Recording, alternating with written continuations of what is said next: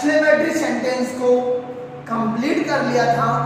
अब हम हमारे न्यू सेंटेंस की ओर चलते हैं। हम चलते हैं हमारे लेट्स या लेट अज से स्टार्ट होने वाले सेंटेंस, जिनको हम लेट्स या लेटस कहते हैं। किस तरह होगा ये सेंटेंस पहले देखें, उसके बाद उसके रूल्स देखते हैं। सेंटेंस इस तरह हमारे आएगा, I said to Rani, comma, inverted comma, let's start a new game. इस सेंटेंस की सबसे बड़ी पहचान यही है कि ये सेंटेंस लेट्स या लेट अस दोनों में से कुछ भी लिखा आ सकता है, ध्यान रखना। लेट्स या लेटस से स्टार्ट होगा। करना क्या है हम आपको देखते हैं।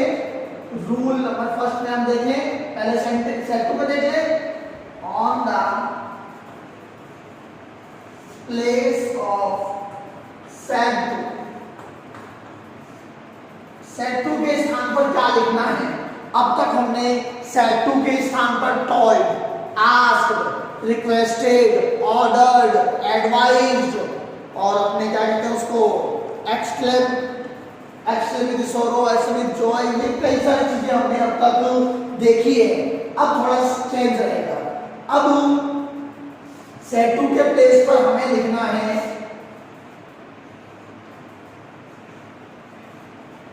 सजेस्टेड या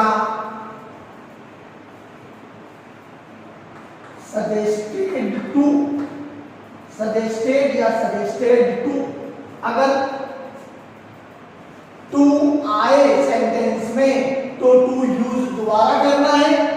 टू सेंटेंस में ना आए तो इस टू को दोबारा यूज नहीं करना है, इस बात का ध्यान रखना। तो हम स्टार्ट करें, आई सजेस्टेड टू रानी। अब बात करें कंजक्शन की। कंजक्शन या कनेक्टिव कुछ भी कर दो।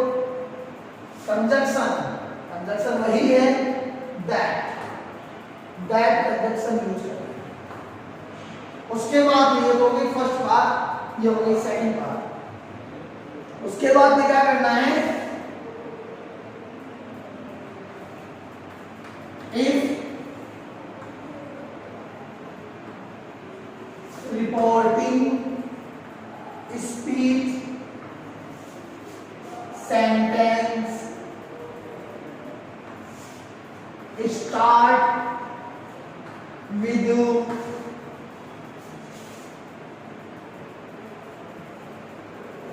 subjects I, then we use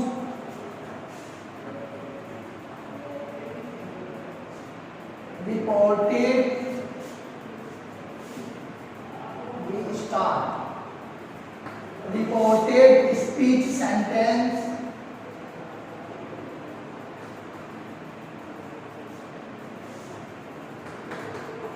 with यदि हमारा रिपोर्टिंग स्पीच का सेंटेंस, जिसको हम कहते हैं रिपोर्टिंग स्पीच, पहले ही बताया आपको सबसे पहले मैंने, यदि हमारा रिपोर्टिंग स्पीच का सेंटेंस आई से स्टार्ट हो जाए तो हमें यहां दैट के बाद क्या यूज करना है, हमें दैट के बाद सबसे पहले वी को यूज करना है। कंजक्शन के बाद हमें वी लगाना है, ये बात ध्यान रखना। Second part, if reporting speech sentence does not, do not do not start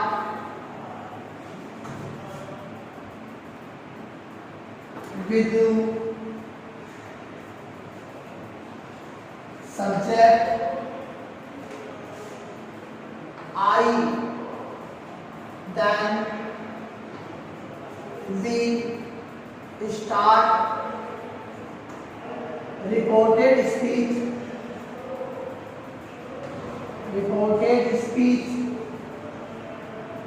sentence with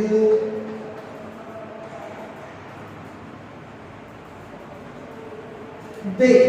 ध्यान से देखना, यदि reporting speech sentence subject I से स्टार्ट नहीं होता है, यहां तो था आई से स्टार्ट होने पर तो हम बी यूज कर रहे हैं, आई से स्टार्ट होने पर कंजक्शन के बाद बी यूज कर रहे हैं, लेकिन अगर आई से स्टार्ट नहीं हो तो आपका रिपोर्टेड स्पीच का सेंटेंस दे से स्टार्ट करना पड़ेगा। ध्यान रख लेना, अगर आई की जगह कुछ और सब्जेक्ट आ जाए, ही आ जाए, सी आ जाए, इट आ जाए, कुछ भी आ सकता है, तो जब आई ना हो तो दे से यूज करो और आई हो तो बी यूज करो। इन दो बातों का ध्यान रखना।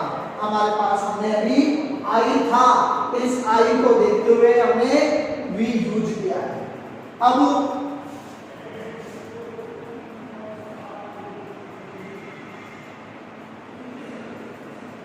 और वी के बाद हमें शुड लगाना है, अपनी तरफ से शुड यूज हमें करना पड़ेगा।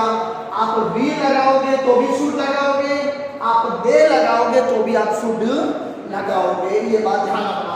आगे अगर कोई प्रोनाउन चेंज आता है तो हमें करना है, वरना कोई चेंज नहीं करना है। ए न्यू गैप। और लास्ट पॉइंट है वी डोंट यूज लेट। हम लेट का यूज नहीं करेंगे, ध्यान रखना। तो ये लेट आया था, लेट अज में लेट को हम यूज नहीं करेंगे, अज का बनेंगे या वी। दोबारा देखें, I suggested to Rani, to हटेगा नहीं, क्या करना, टू नहीं होता तो टू लगा कभी नहीं, सजेस्टेड जरूर आएगा। I suggested to Rani conjunction that we should a new gap.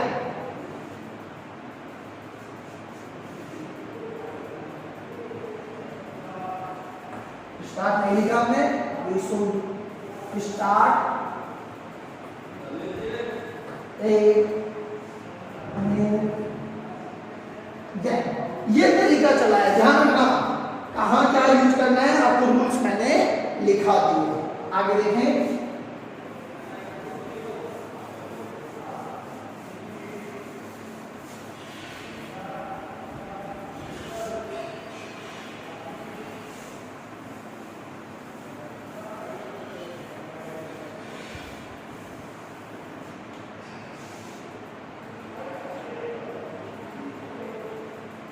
Rahul said, comma, inverted comma,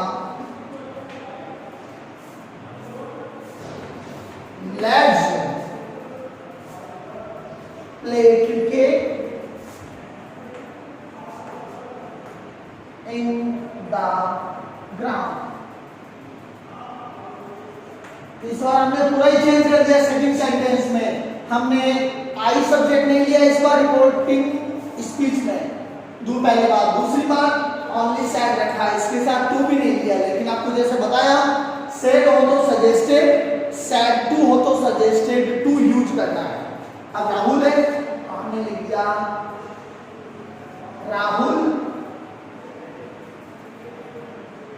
suggested conjunction that. पहली बार सेम बात होगी, टू नहीं है तो टू यूज नहीं करना। आगे देखें, अब लेट को हटाना है, अज का क्या करना है, अगर आई होता तो हम यहाँ बी लिखते, आई सब्जेक्ट नहीं है, कोई दूसरा सब्जेक्ट आया हुआ है, राहुल आया हुआ है, इसलिए हमने यहाँ लिख दिया दे।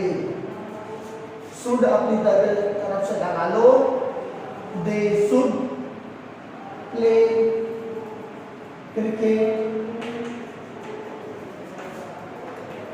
in the ground. एक और देख ले,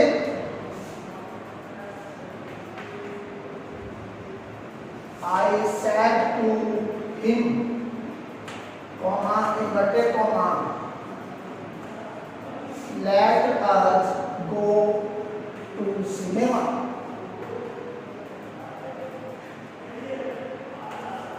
तो I suggested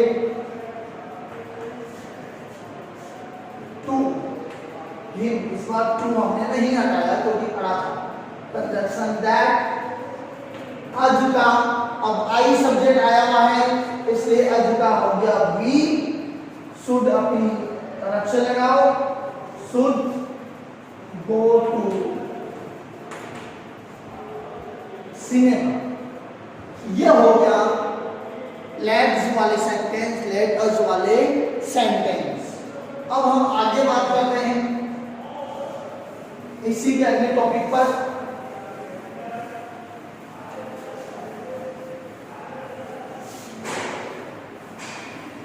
अभी जो हमने पढ़ा वो था लेट्स वाले, लेट अस वाले सेंटेंस, और अब है लेट। केवल लेट है, अस नहीं है साथ में, केवल लेट है, लेट से स्टार्ट होने वाला सेंटेंस है।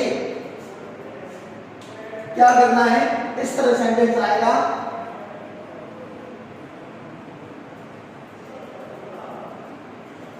The baker sad, comma, inverted comma, let I stay here, full stop, inverted comma बना। करना क्या है, पहले रूल्स देख ले। On the first rule है on the place of sad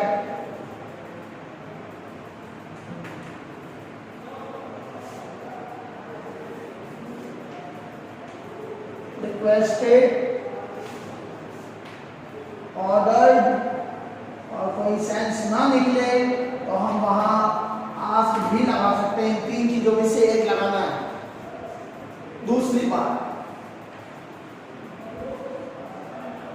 conjunction, conjunction इस बार टू का यूज करना है। तीसरी बात, we don't use, चलिए इसको देख लो इतना। द बेगर सेड, जिसमें हो जाता बेगर जो है इसमें रिक्वेस्ट कर रहा है, requested, the beggar requested to. अब लेट अस आए तो लेट हट जाता है, केवल लेट आए तो लेट हटाना नहीं है, ध्यान रखना। लेट अस में हम लेट का यूज नहीं करते, लेकिन केवल लेट आने पर हम लेट का यूज करते हैं। To let, I first person subject the beggar से चेंज किया, ही मान लिया हमने। स्टे का हो गया stay, no change, let he stay here का हो गया बेगर। बाकी कोई चेंज हमें नहीं करना।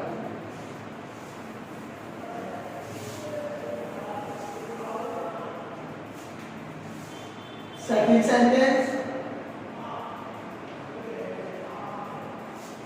The clerk said,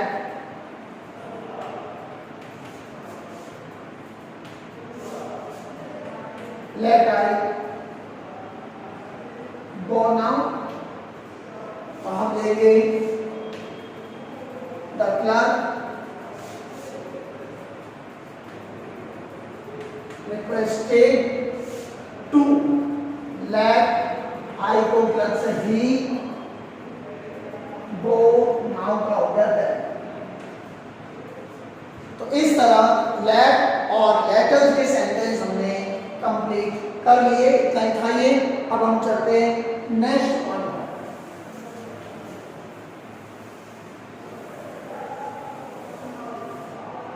next point है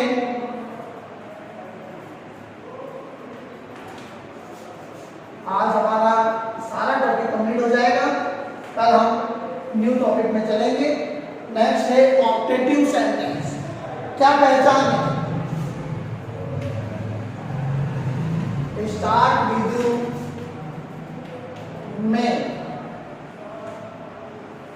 में से स्टार्ट होने वाले वाक्य ऑप्टेटिव सेंटेंस कहलाते हैं। ध्यान रखना, वे सेंटेंस जो में से स्टार्ट होते हैं उनको हम क्या कहते हैं?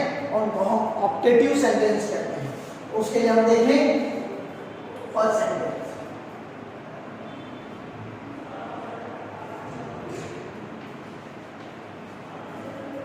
Rahul said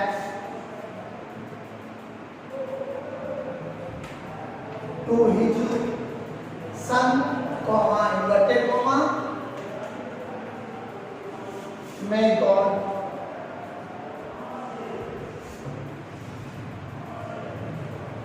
help you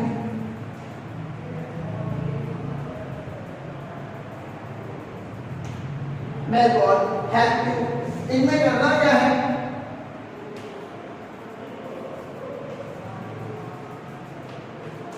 set two के प्लेस पर हमें आवश्यकता अनुसार विश प्रे ये करना है, प्रार्थना हो, कोई आशीर्वाद हो, उस तरह से करना है। और conjunction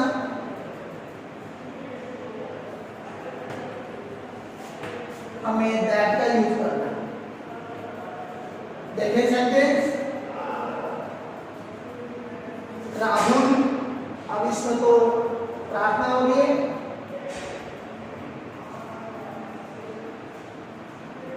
pray his son, conjunction that.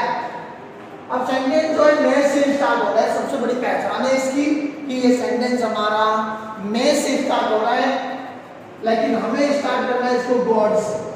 हमें किससे स्टार्ट करना है? हमें गॉड से स्टार्ट करना है। तो कंजक्शन दैट लगा लिया, गॉड में का चेंज होता है माइट, हेल्प का help, you second person second opposite क्योंकि मैन वर्ब के बाद आया है, जिसको हम ऑब्जेक्ट हिस्सन से चेंज करें तो him.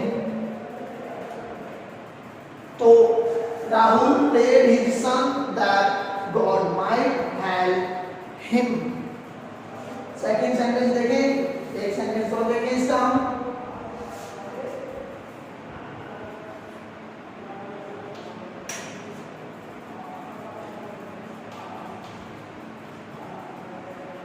mother said to Riju her daughter, comma inverted comma, may you live long, may you live long। जिसमें अब इसमें विश हो रही है, आशीर्वाद दिया जा रहा है। तो mother wish her daughter, conjunction that. वही बात में से स्टार्ट हो रहा है, लेकिन हमें पहले प्रोनाउन से स्टार्ट करना पड़ेगा। आप उस वाले सेंटेंस में प्रोनाउन नहीं था तो हमने गॉड से स्टार्ट किया, लेकिन इसको हमें प्रोनाउन से स्टार्ट करना है।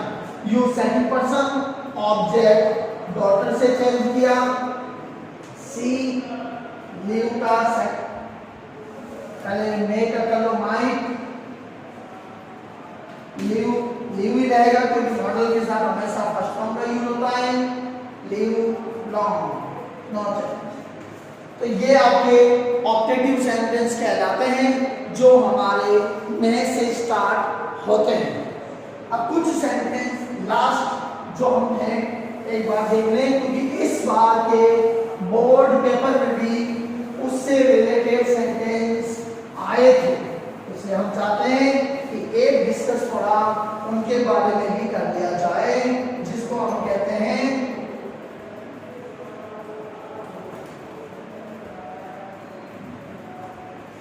यूनिवर्सल ये सेंटेंस क्या कहलाते हैं? Universal truth. अब यूनिवर्सल ट्रूथ के सेंटेंस में क्या है? जैसे सेंटेंस है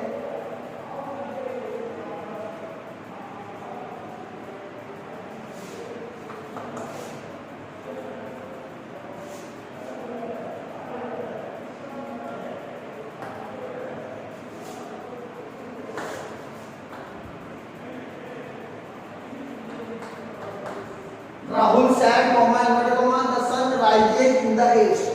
ये जो यूनिवर्सल ट्रूथ के सेंटेंस है ये एसरेटिव सेंटेंस से रिलेटेड माने जाते हैं। और यूनिवर्सल ट्रूथ के सेंटेंस में क्या होता है? ये सेंटेंस रिपोर्टेड स्पीच वाले सेंटेंस चेंज नहीं होते हैं। कैसे? Rahul said the sun that, पूरा सेम बाकी नो चेंज, क्योंकि ये यूनिवर्सल ट्रूथ है। The sun rises in the east। हाँ सेट टू ऑब्जेक्ट होता तो हम सेट टू का टॉल्ड कर लेते, बाकी कोई चेंज रिपोर्टेड स्पीच में कोई चेंज नहीं करना है, हमें ये ध्यान रखना है। जैसे यहां देखते हैं कल्पना said to me, comma inverted comma, Kalidas was a great poet। ये यूनिवर्सल ट्रूथ है, Kalidas was a great poet। अब ये चेंज हो जाएगा, क्यों? वो रूल एसरेटिव वाला सेम नहीं है।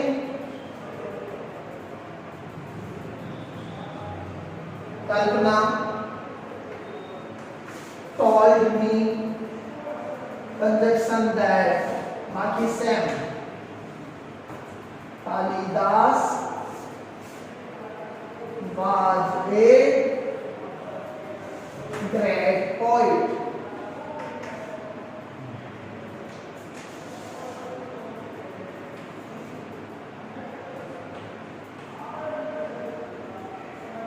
Manoj said India got freedom in 1947। जो बातें 100% श्योर है, जो घटना घटित हो चुकी है या होती है, हमें पता है ऐसा होता ही है, तो वहां यूनिवर्सल ट्रूथ माना जाता है। वह सेंटेंस यूनिवर्सल ट्रूथ के सेंटेंस माने जाते हैं। अब देखें इसमें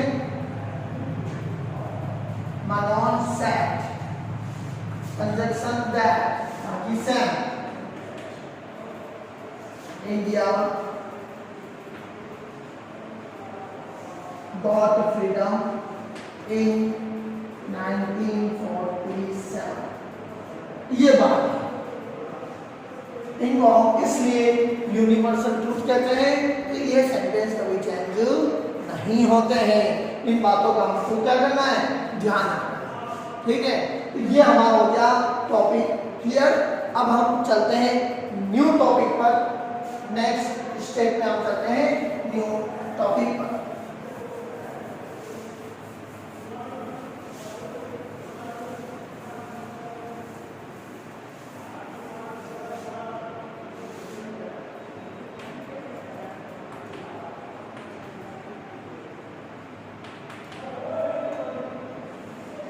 न्यू टॉपिक जो हमारा है वो है एक्टिव पैसिव। एक्टिव पैसिव में जो है हमारे एग्जाम के अंदर 2 मार्क्स का आता है।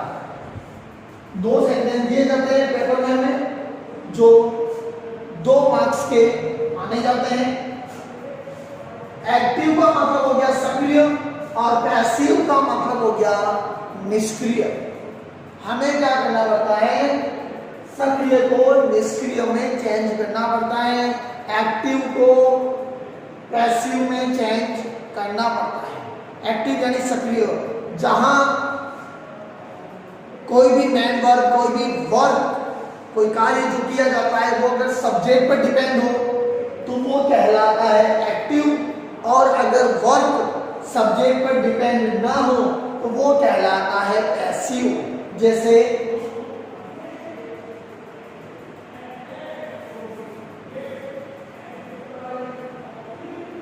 Rahul pledge cricket. Rahul pledge cricket. Rahul जो है क्या करता है, क्रिकेट को खेलता है, प्लेज करता है। यहां वर्क जो है वो सब्जेक्ट पर डिपेंड है। लेकिन अगर इस तरह हो कि cricket is played by Rahul, यही सेंटेंस अगर इस तरह दे दिया जाए कि क्रिकेट जो है राहुल के द्वारा खेला जाता है, तो यहाँ जो वर्क जो है वो हमारे इस सब्जेक्ट पर डिपेंड नहीं है। अगर सब्जेक्ट पे डिपेंड हो उसको हम कहते हैं एक्टिव, सब्जेक्ट पे डिपेंड नहीं हो उसको हम कहते हैं हमारे पैसिव। तो ये एक्टिव और पैसिव दो पार्ट माने जाते हैं। इन दोनों पार्टों को अब हमें समझना है कि कैसे हमें क्या करना पड़ता है। उसके लिए टेंस का चार्ट हमारे पास होना अत्यधिक आवश्यक है।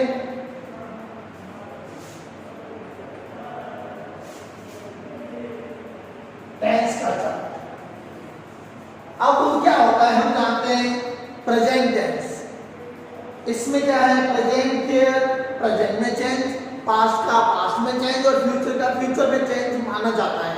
हमने पढ़ा रिपोर्टेड स्पीच, उसमें तो हमने क्या देखा था, उसमें हमने देखा था कि प्रेजेंट पास्ट में चेंज हो रहा था, पास्ट पास्ट में चेंज हो रहा था, और फ्यूचर में जो दो कॉमन होते हैं जिनको मॉडल भी कहते हैं विल और सेल, वो विल का वुड और सेल का भी वुड, और दो परिस्थिति में शुड बनता जा रहा है। लेकिन यहाँ कुछ चेंज है, इस तरह हम इसको समझेंगे।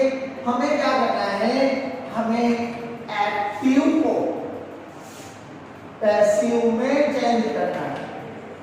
जब एक्टिव को पैसिव में चेंज किया जाएगा तो क्या करना है, देखो यहां ध्यान से देखना।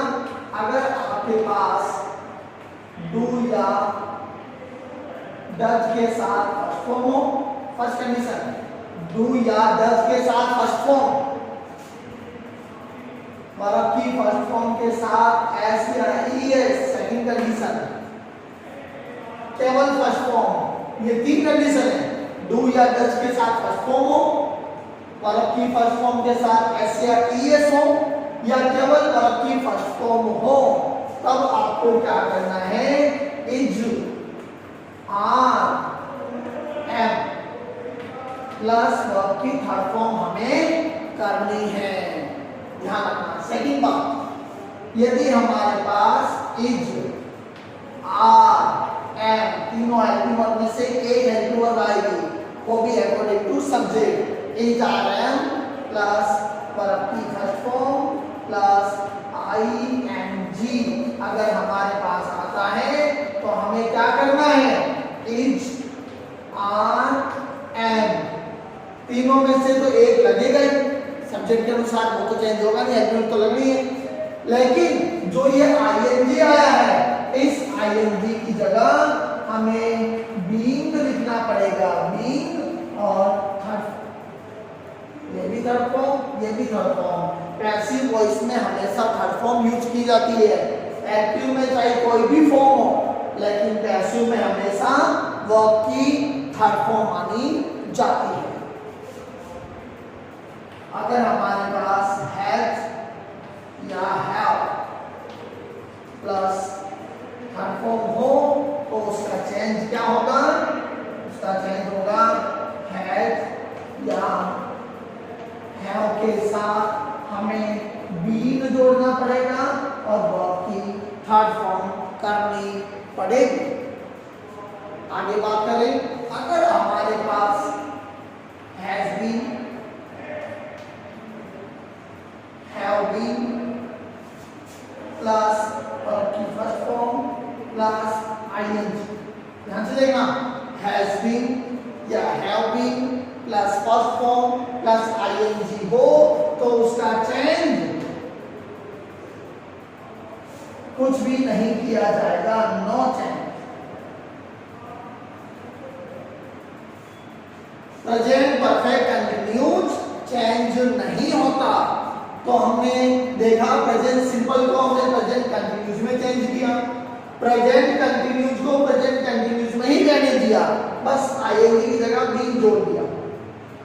हैव हैव तो प्रेजेंट परफेक्ट माना जाता है, प्रेजेंट परफेक्ट को प्रेजेंट परफेक्ट कंटिन्यूज में, मेन वर्ब तो सब में थर्ड फॉर्म है, उसको गौर ना करो तो बेटर रहेगा। और प्रेजेंट परफेक्ट कंटिन्यूज आपका चेंज नहीं होगा। ये बात चली हमारी प्रेजेंट टेंस। प्रेजेंट को हमने प्रेजेंट में ही रहने दिया, हमने प्रेजेंट को क्या किया, हमने प्रेजेंट को प्रेजेंट में रहने दिया। जैसे डू या डज के साथ फर्स्ट फॉर्म था, वर्ब की फर्स्ट फॉर्म के साथ ऐसा ईएस था, या वर्ब की फर्स्ट फॉर्म थी उसका चेंज किया इज आर के साथ थर्ड फॉर्म। ये इस तरह हमने चेंज किए। आगे देखें,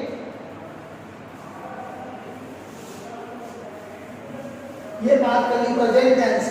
अब बात करते हैं पास्ट। एक्टिव को जो पैसिव में चेंज करना हो, अगर हमारे पास डिड के साथ फर्स्ट फॉर्म या वर्ब की सेकंड फॉर्म हो तो उसका चेंज क्या होगा, उसका चेंज होगा वाज या वर प्लस थर्ड। या तो वाज करो या वर करो और थर्ड फॉर्म करो। कब, जब हमारे पास डिड या डिड प्लस फर्स्ट फॉर्म या वर्ब की सेकंड फॉर्म है। इट मींस पास्ट सिंपल हो तो पास्ट कंटिन्यूअस में उसको चेंज कर दो। आगे वाज या वर प्लस वर्ब की फर्स्ट फॉर्म प्लस आईएनजी हो, जैसे प्रेजेंट कंटिन्यूअस में था उसी तरह इसमें तो वाज या वर दोनों में से एक रखो। आईएनजी फॉर्म आया है इसके लिए बीइंग लगा लो और वर्ब की थर्ड फॉर्म कर दो। यदि हमारे पास हैड प्लस थर्ड फॉर्म हो तो हमें उसके लिए हैड बीन प्लस वर्ब की थर्ड फॉर्म करनी पड़ेगी। देखो ध्यान से, past simple, past continuous, past continuous, past continuous, past perfect, past perfect continuous, और अब आएगा past perfect continuous. Had been plus verb की फर्स्ट फॉर्म प्लस आईएनजी, वो भी हमारा नो चेंज माना जाएगा। ये भी क्या, ये भी हमारा चेंज नहीं होगा। तो हमने देखा फर्स्ट यानी कि प्रेजेंट सिंपल का फोर्थ पॉइंट हमने चेंज नहीं किया, पास्ट सिंपल के भी फोर्थ पॉइंट को हमने चेंज नहीं किया। यही रूटीन चलता रहता है।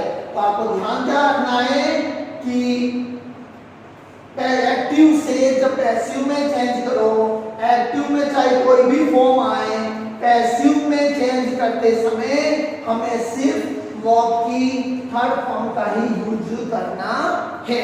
और इसके बारे में और ज़्यादा से ज़्यादा जानकारी हम नेक्स्ट वीडियो में देखेंगे। इस चैनल को ज़्यादा से ज़्यादा सब्सक्राइब करें, शेयर करना ना भूलें और बेल आइकन को भी आप लोग जरूर दबाएं